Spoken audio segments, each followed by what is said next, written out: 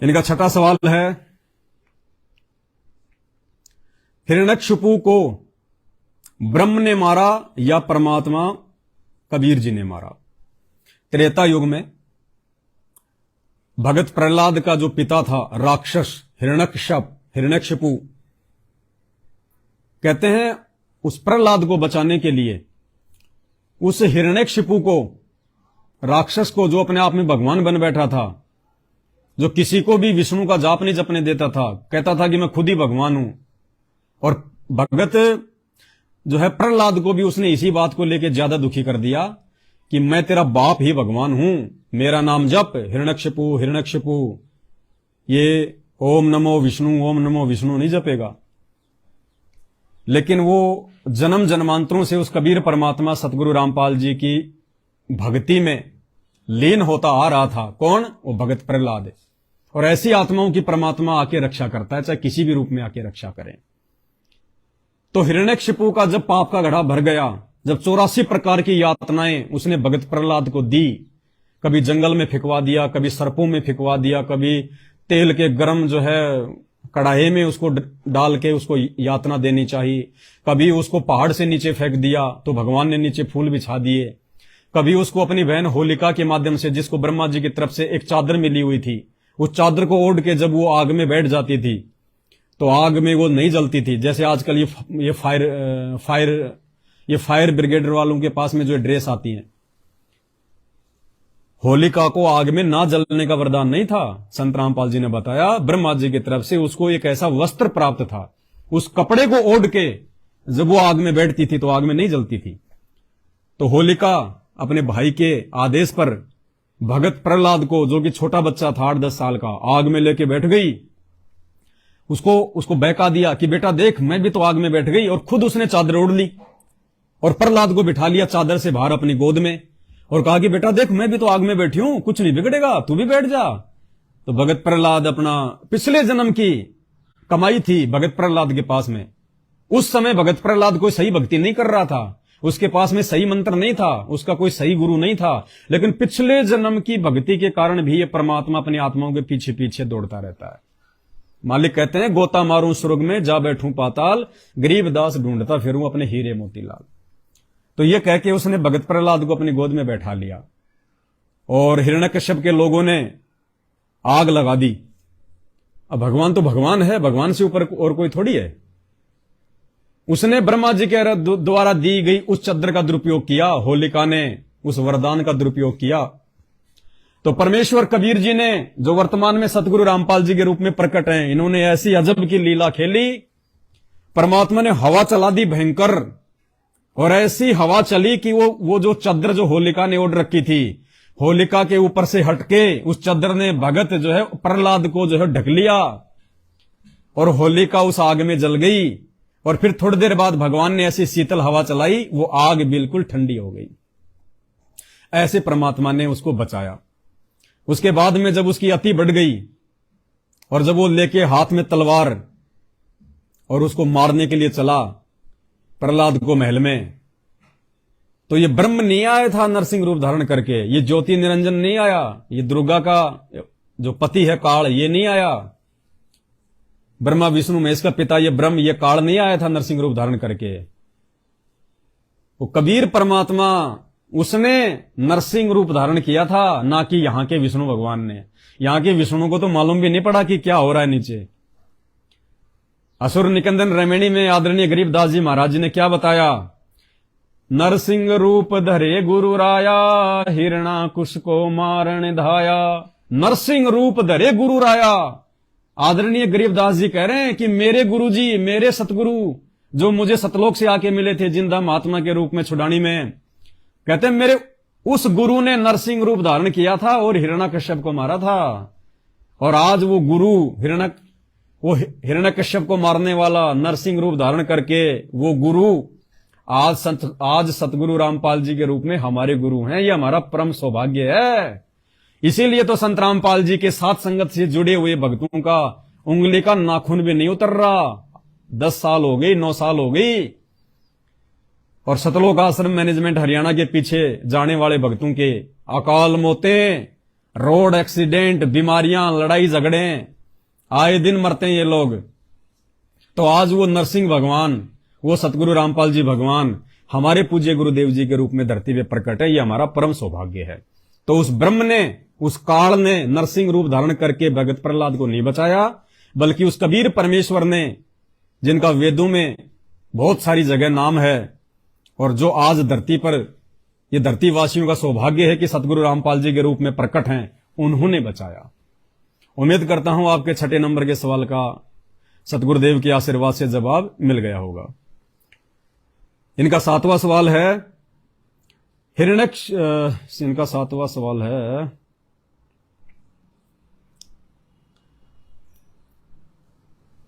हनुमान जी की उपासना का क्या कोई फल मिलता है कि नहीं, क्योंकि शरीर के 5 चक्रों में इनका कहीं भी उल्लेख नहीं मिलता।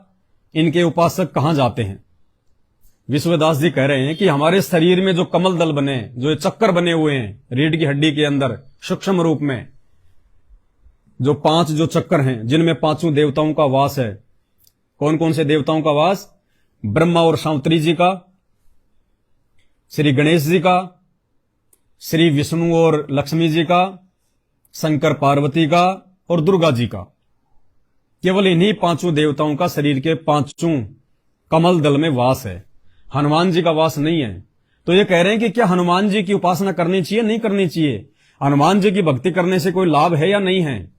भाई देखो, ना तो किसी शास्त्र में लिखा हुआ है, ना रामायण में लिखा हुआ है, ना हनुमान जी के जानने के बाद में किसी शास्त्र में लिखा हुआ है कि हनुमान जी की भक्ति करनी चाहिए या हनुमान जी की पूजा करनी चाहिए, उनकी उपासना करनी चाहिए।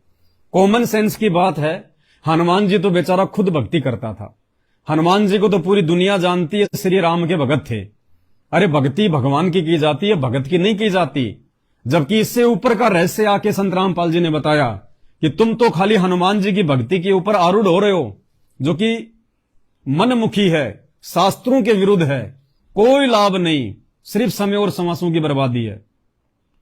शास्त्रों में जो भक्ति के शास्त्र हैं, और भक्ति के ऑथेंटिक शास्त्र कौन से हैं? 4 वेद और गीता जी। बाकी जो पुराण हैं, इन पुराणों में जहां जहां भी वेद और गीता जी के अनुसार ज्ञान है वो सही है। वेद और गीता जी से हटके यदि पुराणों में कोई ज्ञान है तो वो ज्ञान सही नहीं है। उस ज्ञान को हमने स्वीकार नहीं करना चाहिए। तो 4 वेदों में, गीता जी में, आप तो हनुमान जी के ऊपर आसक्त हो रहे हो। 4 वेद और गीता जी में श्री राम और श्री कृष्ण तो छोड़िए, ब्रह्मा विष्णु महेश की भक्ति करने की भी आज्ञा नहीं है। गीता जी अध्याय नंबर 7 श्लोक नंबर 12 से 15, तीनों गुण कौन से हैं? ब्रह्मा विष्णु महेश। रजोगुण ब्रह्मा जी, सतोगुण विष्णु जी, तमोगुण शिव जी। तो गीता जी अध्याय नंबर 7 श्लोक नंबर 12 से 15 में आज परमेश्वर सदगुरु रामपाल जी ने आके हमारी आंखें खोली हैं, सबूत दिखा दिखा के, कि जो इन तीनों गुणों की भक्ति करता है, जो तीनों देवताओं की भक्ति करता है, ब्रह्मा विष्णु महेश की, उसके विषय में इनका बाप वो काल कह रहा है गीता का ज्ञान देते समय अर्जुन को, कि जो इन तीनों गुणों की भक्ति करते हैं वो असुर स्वभाव को धारण किए हुए, मनुष्यों में नीच, दुष्कर्म, मूढ़ व्यक्ति मेरी भी भक्ति नहीं करते। यानी ब्रह्मा विष्णु महेश की पूजा करने वालों को गीता जी अध्याय नंबर 7 श्लोक नंबर 12 से 15 में 4 गालियां दी गई है। 4 गालियां।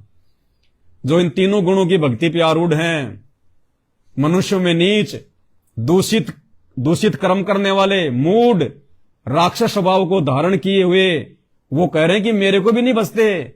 वो काल कह रहा है कि मेरे ओम नाम की भक्ति भी नहीं करते, जो 8वें अध्याय के 13वें श्लोक में मैंने बताया। ये तो खाली इन देवी देवताओं पर ब्रह्मा विष्णु महेश पे आरूढ़ हो रहे हैं। तो भाई ये वास्तव में जो भक्ति मार्ग का ज्ञान है, ये ज्ञान आके खुद परमात्मा सतगुरु रामपाल जी भगवान ने दिया है, जिसने इस काल को पैदा किया, इस ब्रह्म को पैदा किया, जिसने इस ब्रह्म को 21 ब्रह्मांड दिए, जो ये ब्रह्मा विष्णु महेश के माध्यम से अपने ब्रह्मांडों का संचालन कर रहा है, ब्रह्मा के माध्यम से सृष्टि की उत्पत्ति करवा रहा है, जीवों की पैदाइश करवाता है, विष्णु के माध्यम से उनका लालन पालन करवाता है, और शंकर जी के माध्यम से किसी को रोड एक्सीडेंट में, किसी को कैंसर से, किसी को लड़ाई झगड़े में, किसी को सेना में भर्ती करके, किसी को मुठभेड़ में मरवा देता है। तो ये ब्रह्मा विष्णु महेश तो अपने पिता काल के लिए भोजन तैयार कर रहे हैं और हम इन्हीं की भक्ति कर रहे हैं। तो ये आंखें संत रामपाल जी की जो सृष्टि रचना है, देखो भाई और बहनों, आंखें खोल लो, अभी समय है नहीं, बाद में रोने धोने के अलावा कुछ भी शेष नहीं रहेगा। जब तक आप सृष्टि रचना नहीं सुनेंगे परमेश्वर रामपाल जी के मुख कमल से, भगवान के मुख कमल से, और सृष्टि रचना कोई संत रामपाल जी के अपने घर का ज्ञान नहीं है। संत रामपाल जी का सत्संग करना कोई खानदानी पेशा नहीं है। संत रामपाल जी ने शास्त्रों का निष्कर्ष निकाल के, निचोड़ निकाल के, क्योंकि ये तो भगवान है, परमात्मा, इनको पढ़ने की जरूरत थोड़ी, तो लीला करता है इनको पढ़ने की। ये तो जहां उंगली रख दे वहीं पे आपको प्रमाण मिल जाएंगे। जो मुंह से बोल दे वही वाणी बन जाएगी, वही जो है भजन बन जाएगा, वही शब्द बन जाएगा। ये जो घटनाएं जो शास्त्रों में लिखी हुई हैं, तो संत रामपाल जी की आंखों के सामने ऐसी ऐसी अरबों खरबों घटनाएं आंखों के सामने चलती रहती हैं। ये पूर्ण परमात्मा है, सबका जनक। फिर भी इन्होंने आप और हम जीवों को विश्वास दिलाने के लिए, अगर ये सीधे बताते अपने मुख से ये बातें, तो कोई यकीन नहीं करता, हम भी यकीन नहीं करते। इसलिए संत रामपाल जी ने भी एक आम व्यक्ति की तरह लीला करते हुए संत रूप में धरती पे जो है प्रकट होके, और इन्होंने शास्त्रों को दिखाया। और इस शास्त्रों को दिखाने से पहले वर्तमान में हमारे को इन्होंने शिक्षा दी। बच्चे बच्चे को इन्होंने अक्षर ज्ञान करा दिया, इन्होंने पढ़ा दिया। न्यास से पहले कहां थी पढ़ाई? 50 साल पहले ये ब्राह्मण पढ़ा करते थे, और ये जैसा बोलते थे हम इनकी बातें मानते थे। तो ये परमात्मा की विशेष मेहर है वर्तमान के आप और हम जीवों पर। इसको समझो, समझने का प्रयास करो। संत रामपाल जी के सत्संग सुनो थोड़ा थोड़ा, दिन में चाहे आधे घंटे सुनो। शुरू करो एक बार, तुम्हें अपना पिता समझ में आएगा, अपना भगवान समझ में आएगा। और फिर देखना, जो आत्मिक संतुष्टि, जो संतोष, जो धैर्य, जो जीवन जीने का आनंद, चाहे आपके पास में रोल्स रॉयल क्यों ना हो, अरबों खरबों की संपत्ति क्या हो, वो आनंद आपको उस संपत्ति में भी नहीं आ सकता, उन बड़ी बड़ी करोड़ों की गाड़ियों में चलने पर भी नहीं आ सकता। जो आत्मिक संतुष्टि आपके घर में साइकिल होगी, और यदि संत रामपाल जी का ज्ञान है आपके पास, उनकी शरण प्राप्त है आपको, और आपने समझ लिया उस ज्ञान को, फिर आपको वो संतुष्टि प्राप्त होगी, जो संतुष्टि उनको कभी नहीं हो सकती। बहुत सारे लोग जो हनुमान जी की पूजा भी करते हैं, और कुछ दिनों बाद में फिर हनुमान जी को छोड़ देते हैं कि यार कोई फायदा नहीं है, इस भक्ति से कोई फायदा नहीं हो रहा किसी प्रकार का, क्योंकि इन साधनाओं से फायदा तो हो ही नहीं सकता। कब आपका एक्सीडेंट हो जाए, कब आपकी मृत्यु हो जाए, कब आपका बेटा मर जाए, कब आपकी पत्नी मर जाए, कब आप मर जाओ, कब कोई रोग आके आपको घेर ले, आपके परिवार को घेर ले, कब आपके धंधे में नुकसान हो जाए, ये आपके जैसे संस्कार है वैसा ही आपको मिलेगा। एक संत रामपाल जी की भक्ति को छोड़ के, चाहे आप ब्रह्मा विष्णु महेश 33 करोड़ देवी देवता, भूत मसाणी भैरव, अल्लाह अल्लाह, मसीहा मसीहा, वाहिगुरु वाहिगुरु, मंदिर गुरुद्वारे चर्च कहीं भी जाओ, आपको केवल वही मिलेगा जो आपके पिछले जन्म की जो कमाई है। इसके अलावा आपको 1% भी नहीं मिल सकता। कब तक? जब तक आप संत रामपाल जी के ज्ञान को समझकर, विशेषकर सृष्टि रचना को समझकर, और संत रामपाल जी की शरण ग्रहण नहीं कर लेंगे। तो लोग इनकी भक्ति भी करते हैं, इनकी पूजा भी करते हैं। जैसे किसी के घर में बहुत ज्यादा पूजा होती है हनुमान जी की या माता जी की, और अचानक से उनका बेटा मर जाता है। वो बेटा जो 6 महीने पहले नौकरी लगा था, वो माँ बाप उठा के मूर्तियों को फेंक देते हैं कि बाढ़ में जाएं देवी देवता, निकलो यहां से। क्यों? क्योंकि उनके पास में सही भक्ति नहीं थी। उस बेटे का संस्कार ऐसा ही था, उसको इसी समय मरना था नौकरी प्राप्त होने के बाद। उस संस्कार को यदि कोई काट सकता था, मौत को यदि कोई मात दे सकता है, तो संत रामपाल जी दे सकते हैं, उनकी भक्ति दे सकती है। अब कोई कहे कि हनुमान जी की भक्ति से कोई फायदा नहीं, छोड़ दो इस भक्ति को, तो भाई वो तो तुम्हारी अपनी सोच थी। हनुमान जी ने तुम्हें कब कहा था कि तुम मेरी भक्ति करो? हनुमान जी की साधना के विषय में कौन से शास्त्र में लिखा हुआ है कि हनुमान जी की मूर्ति बनाओ, लाल रंग से रंग दो, उसको सिंदूर से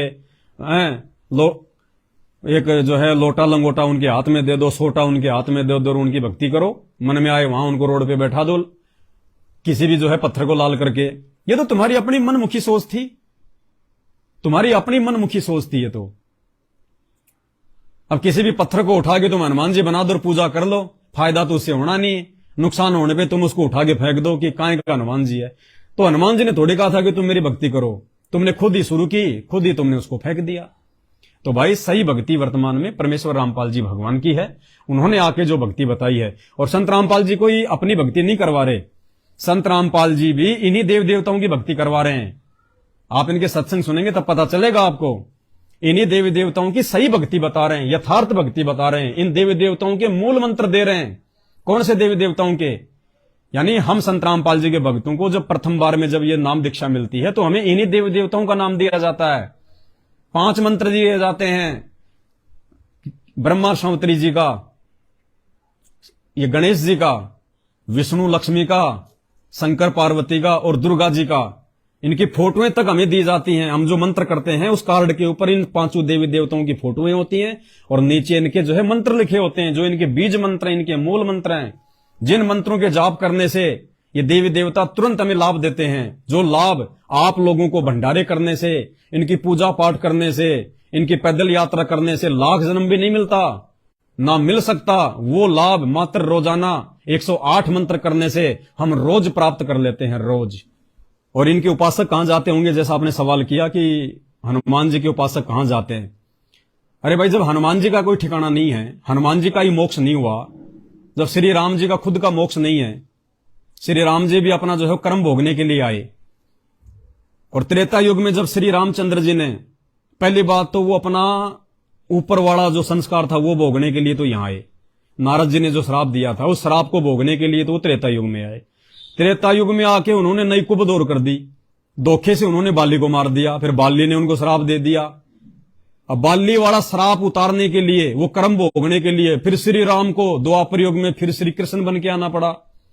अरे भाई, जब श्री रामचंद्र जी की खुद की मुक्ति नहीं, उनको भी द्वापर युग में फिर आना पड़ा इस गंदे लोक में जन्म लेके अपना वो कर्म भोगने के लिए। और वो बालिया नाम का शिकारी बना द्वापर युग में, और जंगल में सो रहे श्री कृष्ण जी के पैर में धोखे से उसने तीर मारा और उसने अपना उसने जो है अपना जो है वो बदला लिया। तो जब श्री हनुमान जी के भगवान राम, श्री रामचंद्र जी की मुक्ति नहीं है, वो भी जन्म और मरण में है, वो भी अपना कर्म भोग रहे हैं, तो हनुमान जी की तो भक्ति करने का ना कोई विधान है, ना कोई संविधान है, ना किसी शास्त्र में है। ये तो मनमुखी रूप से दुनिया कर रही है। तो हनुमान जी का खुद का ठिकाना नहीं, श्री रामचंद्र जी का खुद का ठिकाना नहीं, तो हनुमान जी के भक्तों का कहां ठिकाना होगा। वो 84 लाख योनियां, गधे कुत्ते सुअर, तीसरी तो कोई जगह है नहीं जब तक संत रामपाल जी की भक्ति नहीं अपनाएंगे। एक उदाहरण से हमें और समझना है कि वो काल हिरण्यकश्यप को मार सकता था या नहीं मार सकता था। हिरण्यकशिपु ने एक ऐसा वरदान प्राप्त कर लिया था ब्रह्मा जी की साधना करके कि ना दिन में मरूं, ना रात में मरूं, ना मैं शस्त्र से मरूं, ना मैं किसी अस्त्र से मरूं, ना धरती में मरूं, ना आसमान में मरूं, ना देव से मरूं, ना महादेव से मरूं। यानी हर प्रकार से उसने ब्रह्मा जी को बाउंड कर दिया था कि इस 21 ब्रह्मांड में मुझे कोई नहीं मार सकता। ब्रह्मा जी भी नहीं मार सकता, ब्रह्मा जी भी, वरदान देने वाला भी नहीं मार सकता। अब आपको हो गया यार, ब्रह्मा जी ने तो वरदान दिया था, ब्रह्मा जी क्यों नहीं मार सकता? भाई नहीं मार सकता, ये विधान है। भारत देश का संविधान, किसको क्या सजा मिलेगी, किसको क्या सजा नहीं मिलेगी, ये किसने लिखा? भीमराव अंबेडकर ने लिखा। उन्होंने संविधान बना दिया, उन्होंने संविधान लिख दिया। अब यदि भीमराव अंबेडकर उस संविधान के खिलाफ कोई काम करेंगे तो क्या उनको सजा नहीं होगी? वो संविधान भीमराव पे भी लागू होता है। इसी प्रकार ये ब्रह्मा जी, ये इस काल प्रेरणा से ये जीवों को आशीर्वाद तो जो है दे दिया करता था कि तथास्तु तथास्तु, लेकिन बाद में ये खुद भी भगवान से अरदास करता कि परमात्मा मेरे वचन की लाज रखना, मैंने जो उसको जो आशीर्वाद दिया था, परमात्मा मेरे वचन की लाज रखना। तो ये ब्रह्मा जी भी फेल हो जाता है। फिर वो परमात्मा कबीर देव जो आज संत रामपाल जी के रूप में धरती पे प्रकट हैं, ये परमात्मा फिर ये ब्रह्मा विष्णु महेश का रूप बना के उन राक्षसों को मारता है। बाकी हिरण्यकश्यप को मारने की औकात 21 ब्रह्मांड में ब्रह्मा विष्णु महेश की तो छोड़िए, दुर्गा और काल की भी नहीं है। क्यों नहीं है? जैसे रावण था, रावण को मारने की औकात श्री राम में नहीं थी। रावण इतना बलशाली था जिसने 33 करोड़ देवी देवताओं को अपने बंद में डाल रखा था, अपने कैद में डाल रखा था। अब संत रामपाल जी ने तो आके हमारे को सच्चाई बता दी, शास्त्रों से बता दी कि बेटा दशरथ पुत्र श्री राम की औकात नहीं थी कि वो रावण का वध कर दे, वो इतना शक्तिशाली था। अब ये बात आम व्यक्तियों के गले नहीं उतरे। संत रामपाल जी ने तो आदरणीय गरीबदास जी महाराज जी के ग्रंथ साहिब से वाणी हमें बोल के सुना दी। क्या वाणी सुनाई? आप एक बार सुन लीजिए, फिर आपको श्री राम को अपना सबसे बड़ा भगवान मानने वाले श्री राम भद्राचार्य के मुख कमल से सुनाएंगे। तो संत रामपाल जी ने क्या बताया, पहले वो आपको सुना देते हैं। 1 मिनट का वीडियो है कि राम को दशरथ पुत्र श्री राम ने मारा था या उस कबीर परमात्मा ने जो आज संत रामपाल जी के रूप में धरती पे प्रकट है, इन्होंने राम रूप बनाकर राम को अदृश्य करके कई सैनिकों में डाल के अलग और फिर उस कबीर परमात्मा ने निशाना मार के रावण को मारा था। रावण, दशरथ पुत्र रावण को तो जब मेघनाथ ने ये बात ये बता दी थी कि भाई इसकी नाभि में अमृत जो है वो अमृत कुंड है और इसकी नाभि में जो है वो तीर मार, श्री राम को तो विभीषण के द्वारा बताने के बाद भी 6 महीने तक तीर मारता रहा, 6 महीने तक रावण नहीं मरा था। तब राम ने प्रार्थना करी थी उस परमात्मा से, क्योंकि राम भी तो उसी की आत्मा है, ब्रह्मा विष्णु महेश भी तो उसी परमात्मा कबीर जी सतगुरु रामपाल जी भगवान की आत्मा है। तो हाथ जोड़ के दुखी होके रो रो के रावण ने प्रार्थना की थी कि हे परमात्मा मेरा पीछा छुड़वाओ, ये राक्षस तो मर ही नहीं रहा। तब वो कबीर परमात्मा सूक्ष्म रूप में उन्होंने तीर मारा था, तब जाके रावण मरा था। राम के बस की बात नहीं थी। आने वाले समय में तो पूरी दुनिया मानेगी इन बातों को। ये तो फिलहाल थोड़ा सा संघर्ष इसलिए करना पड़ रहा है क्योंकि दुनिया को टाइम पे खाने के लिए भोजन मिल रहा है ना, इसलिए लोग ध्यान नहीं दे रहे इन बातों पे। ज्यादा समय की बात नहीं है, सब समझ जाओगे। और फिर ये भी कहा परमात्मा ने कि हमने ही रावण को मारा। काफी दिन हो गए थे युद्ध होते नहीं, रावण श्री रामचंद्र जी पर मरा नहीं था। तब परमेश्वर कहते हमने ही उस राम को के माध्यम से यानी अपनी उसका हमने तीर ठोका उसके, और मारता जी कहता श्री राम, निशाना हमने साधा था उसका, तब वो रावण मरा था। क्या बताते हैं, ध्यान से सुनिए। हम ही रावण मार लंका पर करी चढ़ाई, हम ही 10 सिर मार देवतन की बंद छुटाई। हम ही राम रहीम करीम पूर्ण करतारा, हम ही बांधे सेतु चढ़े संग पद्म 18। हमने ही उस सेतु यानी पुल को हमने ही बांधा था अपनी शक्ति से। अब राम भद्राचार्य जी क्या कह रहे हैं, संत रामपाल जी के इसी सत्संग का समर्थन कर रहे हैं। अगर ध्यान से सुनोगे तो समझ में आएगी। ये आने वाले समय में परमात्मा तुम्हारे इन्हीं नकली धर्मगुरुओं के मुंह से निकलवा देंगे सारी सच्चाई। क्या कह रहा है ये राम भद्राचार्य कि रावण बैकुंठ वाले भगवानों से नहीं मर सकता था। अब बैकुंठ में भगवान कौन है? बैकुंठ में कौन है? श्री विष्णु जी है, श्री विष्णु जी है, श्री ब्रह्मा जी है, श्री शंकर जी हैं। बाकी 33 करोड़ देवी देवता और इंद्र तो इनसे नीचे ही हैं। तो राम भद्राचार्य जी कह रहे हैं कि बैकुंठ वाले भगवान राम को नहीं मार सकते थे, क्षीर सागर वाले भगवान राम को नहीं मार सकते। क्षीर सागर वाले कौन? विष्णु जी। फिर कह रहे हैं दिमाग खराब मत किया करो। फिर आगे कह रहे हैं शंकर जी का त्रिशूल भी रावण को नहीं मार सकता था, देवी का चंद्रहास भी रावण को नहीं मार सकता था, यानी दुर्गा भी नहीं मार सकती थी रावण को। और कह रहे हैं विष्णु का सुदर्शन चक्र भी राम को नहीं मार सकता था। अब इन बातों पे विचार करना। अरे राम तो मारी कहां से देगा, जब राम भद्राचार्य जी कह रहे हैं कि विष्णु का सुदर्शन चक्र, शंकर की त्रिशूल, देवी का वो चंद्रहास, बैकुंठ वाले भगवान, क्षीर सागर वाले भगवान भी रावण को नहीं मार सकते थे। विष्णु का सुदर्शन तो केवल रावण के हाथ पे चिन्ह बना के चला गया था, ऐसी तैसी हो गई उसकी। मैं नहीं कह रहा, राम भद्राचार्य जी कह रहे हैं कि सुदर्शन की ऐसी की तैसी हो गई। और अंत में क्या कह रहे हैं कि उसको राम ने मारा। अब वो राम कौन है? राम राम सब जगत बखाने, आदि राम कोई बिरला जाने। उस आदि राम, उस कबीर जी ने राम रूप बना के फिर उसकी नाभि में तीर मारा था। ये सच्चाई इन नकली धर्मगुरुओं के मुंह से ही परमात्मा निकलवा देगा धीरे धीरे। सुनिए ध्यान से क्या कह रहे हैं श्री राम भद्राचार्य जी। रावण को बैकुंठ वाले भगवान नहीं मार सकते, रावण को क्षीर सागर वाले भगवान नहीं मार सकते। दिमाग मत खराब करो। विष्णु चक्रांकित भुजौ,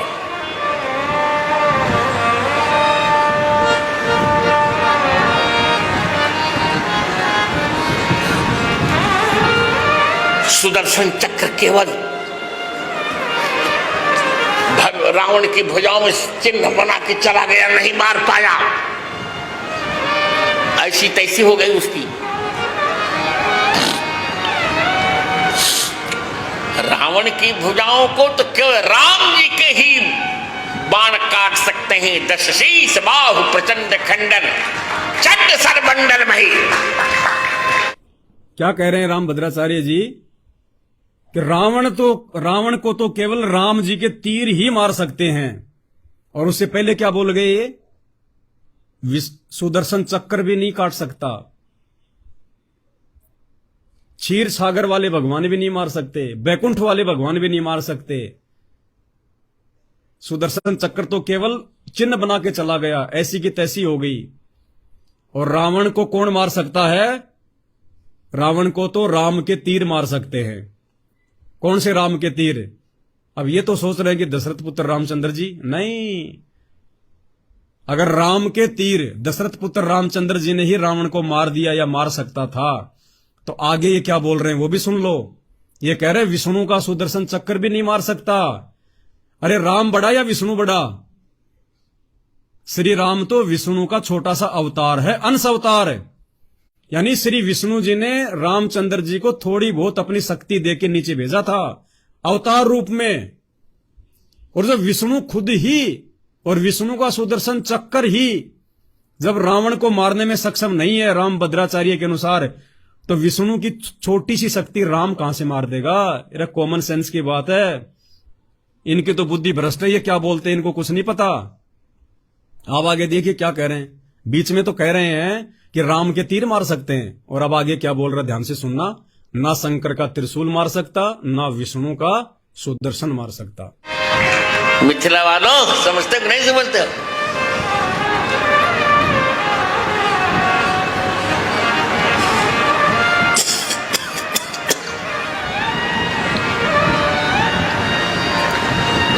रावण की भुजाओं को शंकर जी का त्रिशूल नहीं काट सकता।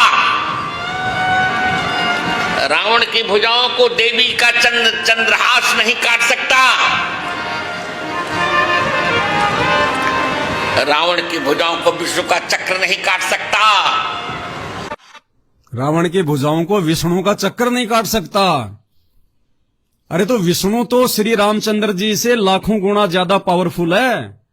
विष्णु ने अपने पुत्र के रूप में, अपने अंश अवतार के रूप में राम को थोड़ी बहुत पावर देके भेजा था नीचे, थोड़ी बहुत शक्ति देके भेजा था। और जब विष्णु का चक्कर ही रावण को नहीं मार सकता, तो राम के तीर कहां से मार देंगे? उस कबीर परमात्मा ने, जो अभी आपने संत रामपाल जी के मुख कमल से सुना, एक एक वचन सत्य है इस परमात्मा का, एक एक वचन। साध वचन पलटे नहीं, चाहे पलट जाए ब्रह्मांड। ये असली साधु है संत रामपाल जी। इन्होंने अपने मुख कमल से जो बोल दिया, क्योंकि ये इन घटनाओं को अपनी आंखों से देखते हैं। अब इसका पूरा वीडियो एक बार फिर से सुन लो, अगर आपकी समझ में आ जाए तो, कि वो बैकुंठ वाले भगवान रावण को नहीं मार सकते। तो बैकुंठ के भगवान कौन? ब्रह्मा विष्णु महेश, राम से बड़े। क्षीर सागर वाले भगवान नहीं मार सकते। क्षीर सागर वाले भगवान कौन? यही ब्रह्मा विष्णु महेश, राम से तो कई गुना ज्यादा सर्वशक्तिशाली थे। शंकर जी का त्रिशूल नहीं मार सकता। अरे शंकर जी तो राम से कई गुना ज्यादा पावर हैं। समुद्र पे पुल बनाने के लिए तो राम ने तो शंकर जी की पूजा करी थी। यानी पूजा हम उसकी करते हैं जो हमारे से ऊपर होता है, जो हमारे से बड़ा होता है, हमारे से ज्यादा शक्तिशाली होता है। तो राम से बढ़ के तो शंकर जी हुए, तभी तो उन्होंने रामेश्वर पे वहां पे पूजा करी थी। और वो शंकर जी का त्रिशूल भी नहीं काट सकता, विष्णु जी का सुदर्शन भी नहीं काट सकता, देवी के हथियार भी नहीं मार सकते उसको। फिर कहता राम ने तीर से मार दिया। अब इनकी बुद्धि कहां काम कर रही है? हुआ भाई बकते हैं, झूठ बकते हैं सारी, जो मन में आया बोल दो। सामने मूर्खों का टोल बैठा है, सवाल करने वाला कोई है नहीं। कोई इनसे कोई सवाल करे तो घुमा घुमा के उसको वहीं पे चुप करा के बैठा देते हैं। ये तो पहचानो वो असली राम कौन है। राम राम सब जगत बखाने, आदि राम कोई बिरला जाना है। वो आदि राम सतगुरु रामपाल जी भगवान है। ये है वो कबीर भगवान जो आज धरती पे प्रकट है। सुनिए, रावण को बैकुंठ वाले भगवान नहीं मार सकते। रावण को क्षीर सागर वाले भगवान नहीं मार सकते। दिमाग मत खराब करो। विष्णु चक्रांकित भुजौ,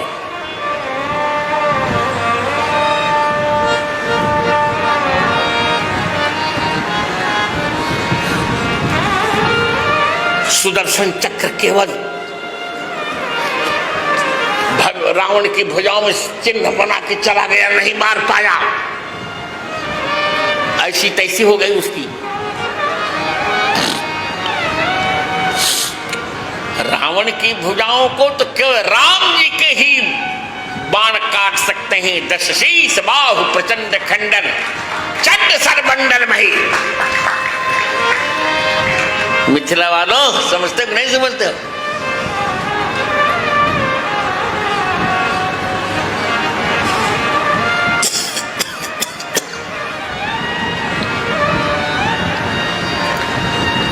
रावण की भुजाओं को शंकर जी का त्रिशूल नहीं काट सकता।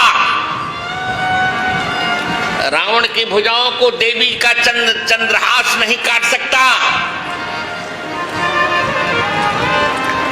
रावण की भुजाओं को विष्णु का चक्र नहीं काट सकता। अब बताओ, इस आदमी के पाखंड का, इसकी अज्ञान का, इसकी उआबाई का कोई ठिकाना है? कोई सिर पैर है? रावण की भुजाओं को विष्णु का सुदर्शन नहीं काट सकता, शंकर का त्रिशूल नहीं काट सकता, देवी के हथियार नहीं काट सकते, बैकुंठ वाले भगवान नहीं मार सकते, क्षीर सागर वाले भगवान नहीं मार सकते। जब विष्णु खुद नहीं मार सकता तो विष्णु का अंश अवतार कहां से मार देगा? मेरे भाई कुछ आंख खोल। ये भाई साहब आंख। इसी के साथ आज के वीडियो को समाप्त करता हूं। गुरुदेव भगवान सबको सद्बुद्धि दे। बंदी छोड़ सतगुरु रामपाल जी भगवान की जय हो।